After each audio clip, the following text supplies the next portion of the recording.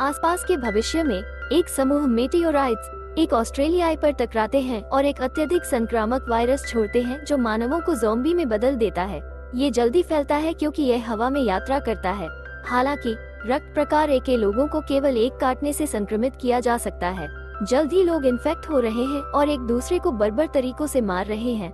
कुछ वैज्ञानिक अपने बचाव के लिए एक उपचार विकसित करने के लिए सेना के साथ मिलते हैं। उनके एक विषय में ब्रुक है, जिसने प्रयोगशाला से बचने की कोशिश की है और जो ज़ॉम्बी को मानसिक रूप से नियंत्रित करने की क्षमता के साथ एक मिश्रित बन गई है। बाद में जंगल के बीच में बहनों मैक्सी और ग्रेस ब्रुक को एक समूह सैनिकों पर हमला करते हुए पाते हैं और उसे रोकने की कोशिश करते हैं, लेकिन ब्रुक ग्रेस को गले में काटते हैं। बैरी तत्काल उसे पीछे खींचता है और उसे एक रक्त की शीशी देता है। जैसे ही वह इसे पीती है, वह शांत हो जाती है। ग्रेस अभी भी उन पर विश्वास नहीं करती है और एक तीर चलाती है, लेकिन बैरी उसे अपने हाथ से पकड़ लेता है। उन्हें राक्षसों कहकर कहने के बाद ग्रेस और मैक्सी चले जाते हैं। इसी बीच रीस अपने आधार पर जागता है और अपनी दैनिक दिनचर्या करता है। अपनी सुबही व्यायाम के बाद वो एंटीवायरल दवा लेता है और सैनिक की वर्दी और हथियारों से तैयार हो जाता है। जैसे ही वो बाहर आता है, उसे ज़ॉम्बी हमला करते हैं, इसलिए वो जल्दी ही उन्हें मारने के लिए गोली चलाता है। एक भीड़ को घेर लेती है, लेकिन रीस उन्हें नजरअंदाज करता है जब वो अपने आधार में मशीनरी से जुड़े ज़ॉम्बी की जांच करता है जिन्हें वो मांस से खिलाता है। वह ज़ॉम्बी को चलाता रहता है और उन्हें ऊर्जा प्रदान करता है, जो उसकी सभी मशीनों को सक्रिय करती है। उसने एक ज़ॉम्बी को अपने ट्रेनिंग के लिए भी इस्तेमाल किया है। बाद में उसने मांस को दूर तक फेंककर ज़ॉम्बी को बाहर खींचने के लिए इस्तेमाल किया। फिर वह अपने आर्मर ट्रक में चला जाता है, ट्रक के रेडियो का उपयोग करके। सेना उसे एक संभावित पकड़ के बारे में संदेश भेजती है और रीस तत्परता से अपना हथियार तैयार करता है एक आने वाले हाइब्रिड आदमी पर गोली चलाने के लिए। आदमी दुर्घटनाग्रस्त हो जाता है और रीस उसके पीछे जाता है, उसे पकड़कर और उसे सैन्य बनकर ले जाता है, जहां वे इलाज ढूंढ रहे हैं। सैनिक आदमी को ले जाते हैं, लेकिन रीस अपने ट्रक में एक ज़ॉम्बी को भी रखता है, जिसे ऊर्जा के लिए भेजते हैं टनल शटल के माध्यम से लैब में। सर्जन जनरल स्पष्ट करते हैं कि उन्होंने ब्रुक की स्थान पता कर लिया है, इसलिए वे रीस से उसे पकड़ने के लिए कहते हैं। वही व्यक्ति है जिसने रीस के भाई की हत्या की है, इसलिए उसे प्रतिशोध और एंटीवायरल दवा के बदले में भुगतान चाहिए। अचानक सर्जन जनरल का हाथ अजीब तरीके से हिलने लगता है, लेकिन उसने इसे एक किशोरता का दोष ठहराया है। इस बीच ग्रेस और मैक्सी जितनी जल्दी हो सके दूर जा रहे हैं, लेकिन काटने की वजह से ग्रेस को असहनीय दर्द हो रहा है और जल्द ही वह भी एक ज़ॉम्बी बन जाती है। वह तुरंत पागल होने लगती है, इसलिए मैक्सी उसे शांत करने के लिए एक बोतल खून देता है और उसे बाद में के लिए एक और देता है। उसी समय उनकी कार को एक विस्फोटक से मारा जाता है, जिससे वह उलट जाती है और मैक्सी को बेहोश कर देती है। ये पता चलता है कि रीस ही है जो उन्हें पकड़ने के लिए और पास आने के लिए आता है, लेकिन ग्रेस द्वारा फेंके गए एक ग्रेनेड से मारा जाता है। रीस अपनी ढाल से खुद को सुरक्षित रखता है, जो उसे जब ग्रेस उसे अपने बल्ले और बंदूक से हमला करने लगती है उपयोगी साबित होती है। जब उसके पास गोलियां खत्म हो जाती हैं, रीस उसे 2 बार मारता है और उसे बेहोश करने के लिए गोली चलाता है। फिर वो उसे अपने ट्रक में ले जाता है, समझते हुए नहीं कि उसने मैक्सी को पीछे छोड़ दिया है। इसी बीच प्रयोगशाला में ये पता चलता है कि सर्जन जनरल अपने प्रयोगों के लिए प्रयोगशाला में अधिकारियों को गंभीर रूप से चोट पहुंचाता है।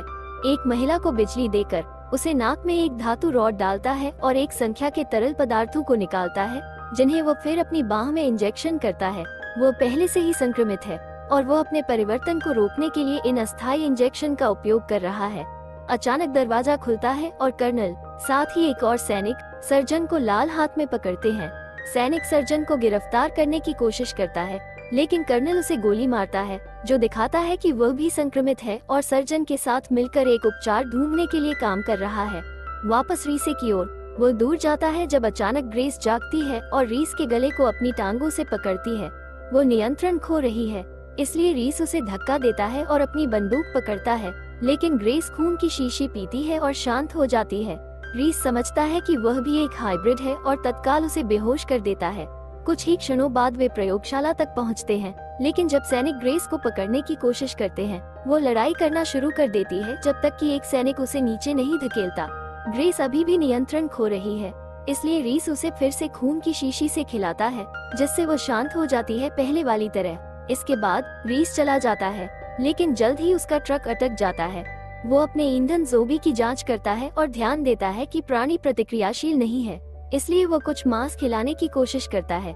लेकिन वहाँ से रीस मैक्सी को छिपकर उसे अनुसरण करते हुए देखता है।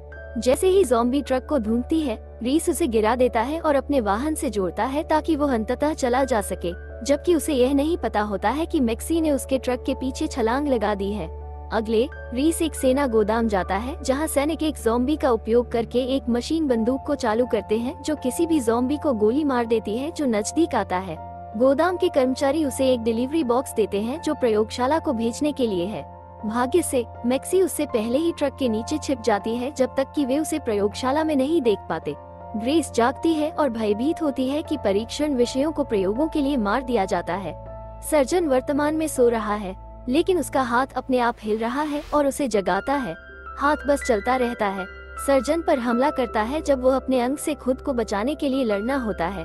जब वो अपने पैरों के बीच अपना हाथ पकड़ लेता है तो वो कुछ टेप का उपयोग करके उसे वही पकड़े रखने के लिए करता है।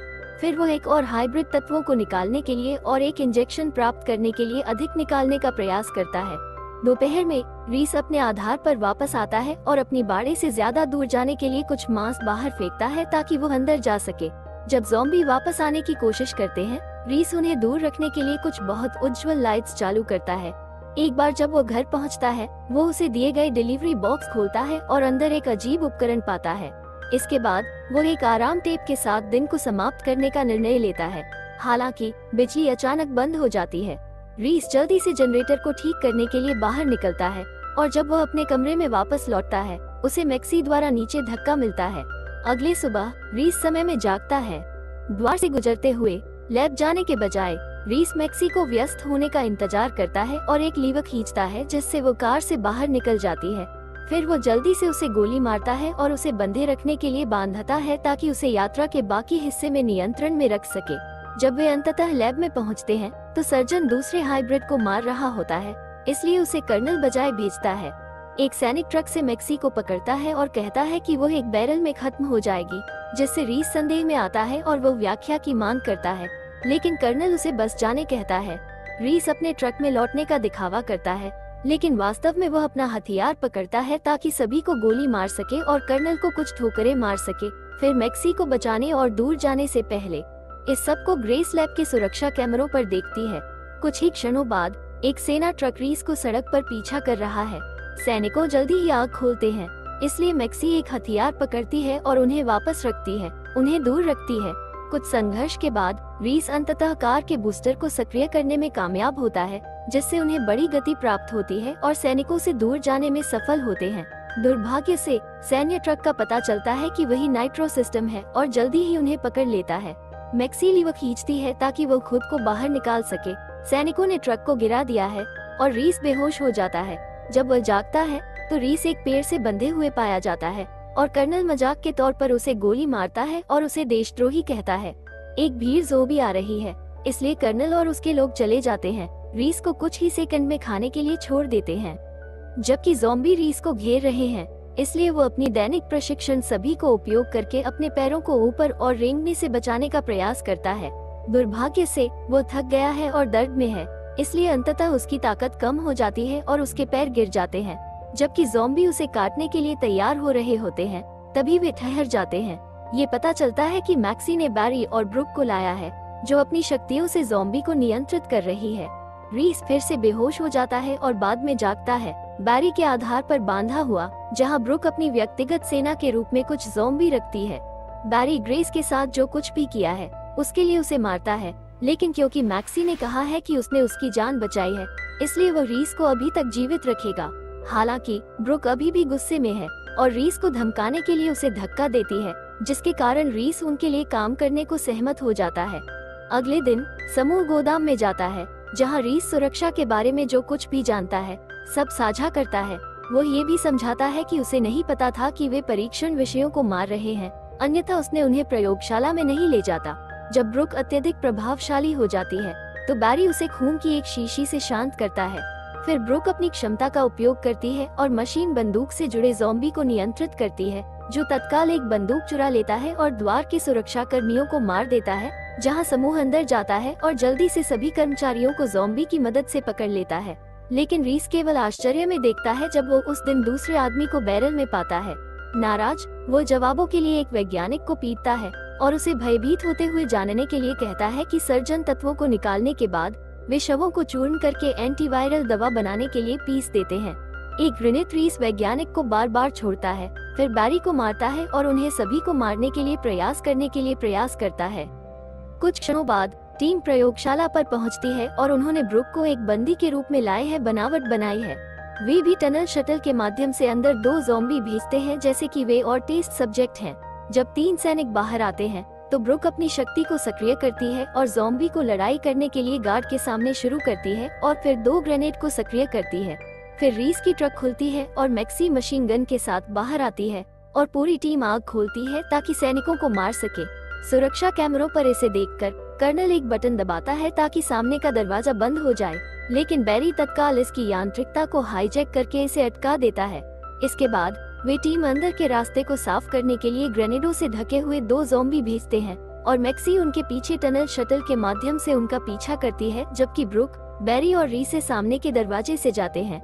जल्द ही मैक्सी एक वेंट मिलती है और उसे चलती है जब तक कि वो सुरक्षा कैमरों के जिम्मेदार को नहीं मिलती है, तो वो उसे तत्काल मार देती है और सभी आंतरिक प्रयोगशाला के दरवाजे खोल देती है। अब प्रिज्या और ट्रियो लैब के और आगे जा सकते हैं और वे कुछ सैनिकों को मारते हैं जबकि कुछ ज़ॉम्बी को एक पिंजरे से छोड़ते हैं। ब्रुक ग्रेस को आखिरी दरवाजे के पीछे महसूस कर सकती है जो अभी भी ताला बंद है, लेकिन रीसे ने नियंत्रण पैनल के साथ उलझन में आकर इसे खोल दिया है। हालांकि उन्होंने गलती से बैरी को एक अलमारी से मार दिया है। अगले, ब्रुक ज़ॉम्बी के साथ आगे बढ़ती है, लेकिन दरवाजा तत्काल उनके पीछे बंद हो जाता है जो एक जालसाजी थी। उस पल सर्जन एक शक्तिशाली साइबॉर्ग ज़ॉम्बी को छोड़ता है जिसे सर्जन अपने शरीर पर पहने हुए उपकरण से नियंत्रित कर रहा है। ब्रुक उसके पीछे अपने ज़ॉम्बी भेजती है, लेकिन साइबॉर्ग बहुत शक्तिशाली होता है और जल्दी ही उन्हें सबको मार देता है, इसलिए ब्रुक को खुद ही उसके खिलाफ लड़ना पड़ता है।